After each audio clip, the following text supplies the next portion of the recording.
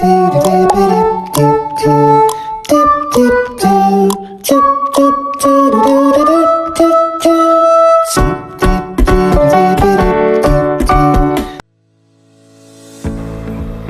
learners!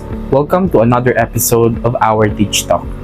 In today's lesson, we will have the PE Skills Review. Ibig sabihin, babalikan natin at i-review natin yung mga exercises and activities na nagawa na natin. Ito ang magpapatunay kung natutunan nyo ba at tandaan nyo pa ang mga skills na ginawa natin beforehand. Are you ready? Bago tayo magsimula, safety reminders muna. Tingnan ang paligid kung may nakakasagabal, tingnan ang floor, baka basa, para hindi kayo madulas magkaroon ng anumang aksidente. So sa lesson na ito, i-review natin kung ano na yung mga natutunan nyo. Kailangan mag-focus, makinig ng maigi, at gawin natin to step by step. Handa na ba kayo? For our review number 1, balikan natin ang ating warm-up. Saan nga nagsisimula ang warm-up? Siyempre, magma-march tayo, and then shoulder roll, and arm circle. Are you ready? Pagsasama-samahin natin ang tatlong ito. Let's march, 18 counts.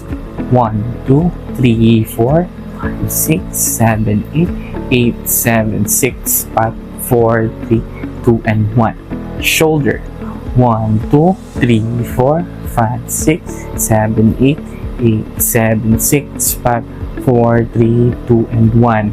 Shoulder backward. 1, 2, 3, 4, 5, 6, 7, 8, 8, 7, 6, 5, 4, 3, 2, and 1. For our last one, we have the arm in circles. Forward, 1, 2, 3, 4, 5, 6, 7, 8, 8, 7, 6, 5, 4, 3, 2, and 1. And then backward, 1, 2, 3, 4, 5, 6, 7, 8, 8, 7, 6, 5, 4, 3, 2, and 1. Okay, dyan nagtatapos ang ating review number 1. Ano nga ang gagawin pagkatapos? Very good. Inhale. Exhale. Another one. Inhale and exhale. Now, let's proceed to our review number 2.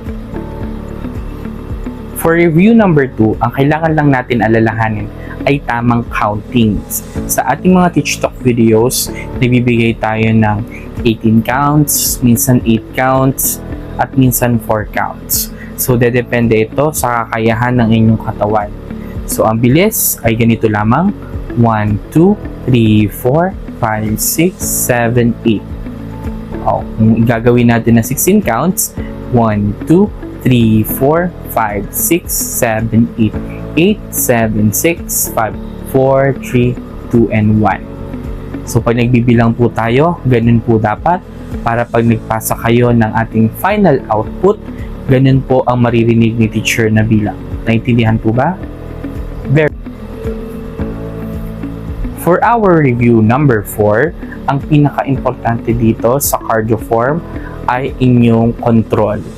Ibig sabihin, kailangan yung coordination nyo dito ay naaayon sa bilang. Kapag tayo ay mag-i-step, kailangan mahinahon lamang para hindi tayo ma-auto-balance or ma-aksidente. Kung magbe-bend naman tayo ng ating knee, make it sure na kayang kontrolin ng ating katawan, naka-straight forward tayo at binabalance natin ang ating mga sarili. Naintindihan po ba? Sa cardio form, balikan natin ang mga video na dati ko na pinasa sa inyo na pwede nyong i-replay and i-pause. For our review number 4, balikan natin yung mga ginawa natin sa squats and push-ups. Ang dinedevelop dito ay ang ating strength basics or tinatawag natin na strength form. Pinapalakas ito ang ating mga muscles para mas maging malakas tayo at kaya nating kontrolin ang mga bagay-bagay.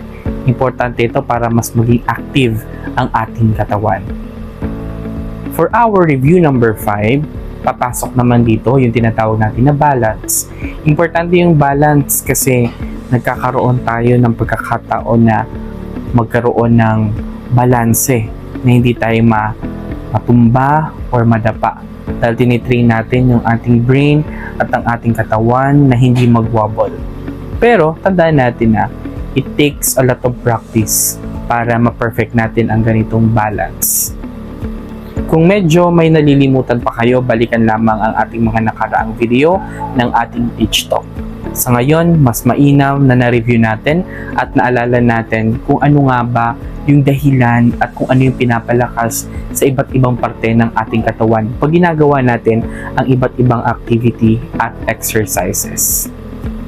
Para sa inyong output sa episode na ito, ang gagawin nyo lamang ay i-record ang inyong sarili at babanggitin kung ano ang mga naalala nyo ng mga skills, activities, exercises na ginawa natin na sa tingin mo ay malaking tulong para sa iyo. Muli, maraming salamat at see you sa next episode ng ating Teach Talk.